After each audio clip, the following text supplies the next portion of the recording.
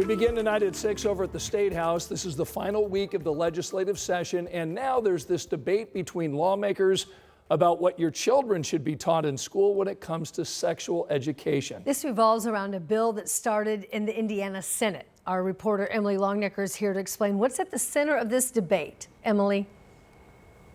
Yeah, the bill is Senate Bill 442, and at the center of the debate is the issue of consent. Now, some lawmakers think if kids are going to learn about sex in school, they should be required to learn about consent, their right to say yes or no to sex. But the bill's author does not think that consent should be a required topic.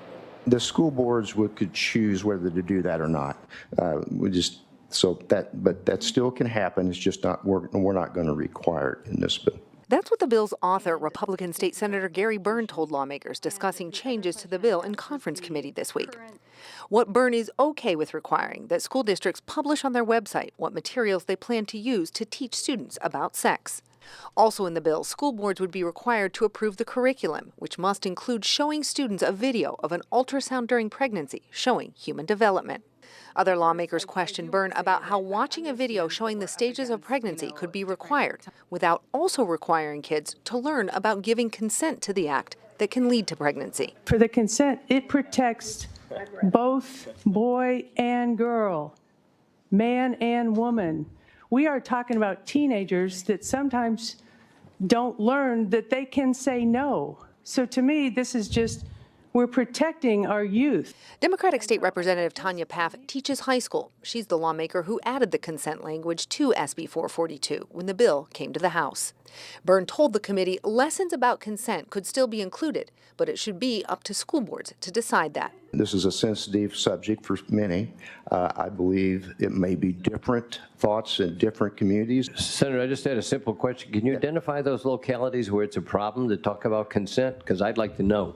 Advocates who work on preventing sexual assault and violence had similar questions about removing consent from the bill. I heard the author of the bill say that this was controversial.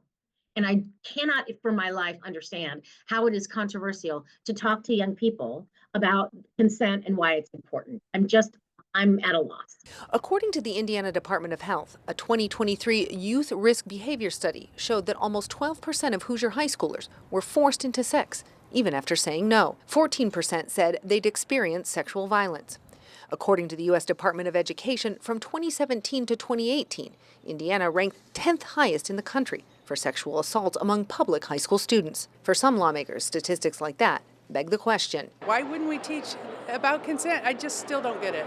We reached out to Senator Byrne's office for clarification on some of the comments he made during conference committee. We did not hear back. Now, a conference committee report still needs to be sent to both the House and Senate, and both of those chambers would have to approve that report before it is then sent to the governor for his decision. Representative Paff told me that she plans to speak on the floor about that consent language being removed.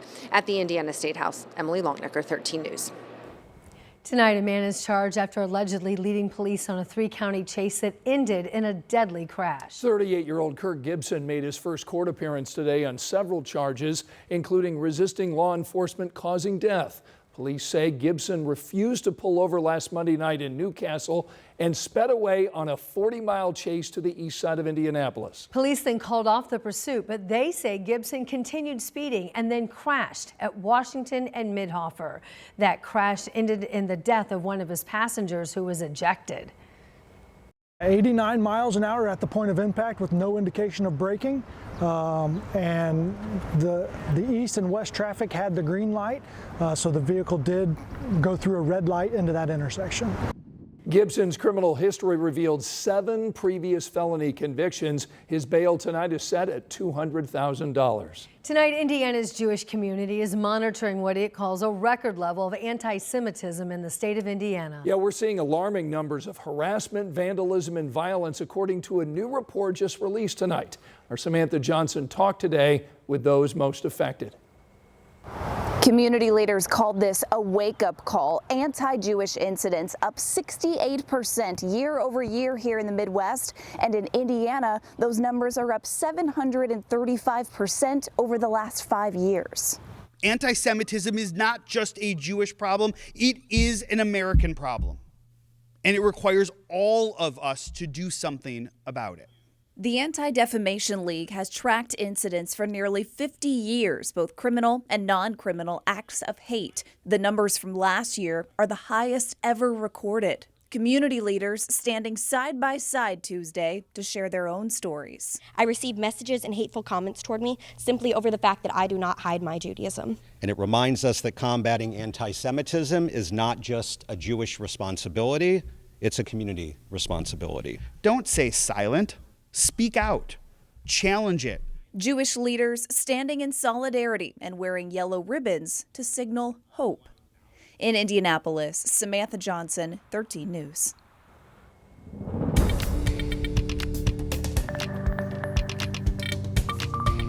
Beautiful shot looking downtown along Meridian Street. You can see the memorial there and also Salesforce Tower. 72 degrees right now. It really is a perfect day. In fact, Sean Ash today pulled out the trophy and said, this is the best weather in the country. Oh, right love here that. in Indianapolis today. So It's a little better tomorrow, trophy right? worthy. Yeah, I think it's going to get a little warmer tomorrow. You know, Sean likes the cooler weather. Yeah. I like the hotter weather. The hotter, the better. So I think tomorrow is actually It's going your to be day. my trophy day. Okay. So let's show you Bring it where we out. are. Temperatures in the 70s. I mean, look, today is a beautiful day, and it is fantastic. 73 at Eagle Creek, 71 at the airport, a couple of 60s hanging on here and there, but otherwise, we expect the temperatures to ease their way back into the 60s through this evening, and then overnight we're back down into the 50s. So I think we'll stay a little bit milder than where we were last night. Because of that, getting back down only into the low 50s as opposed to those 40s that we saw. A little bit of a light south wind helping to keep the temperatures just a little bit milder. Now for tomorrow,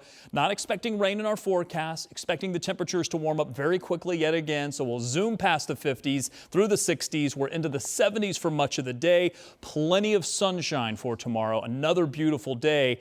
I love the 80s, as I said at the beginning of the newscast. So yes, 80 degrees for tomorrow, picture perfect for me. I do have more 80s in the 7-day. In fact, most of the 7-day forecast is 80-degree temperatures. I'll show you that, but I've also got some rain and storms in there as well. It's coming up.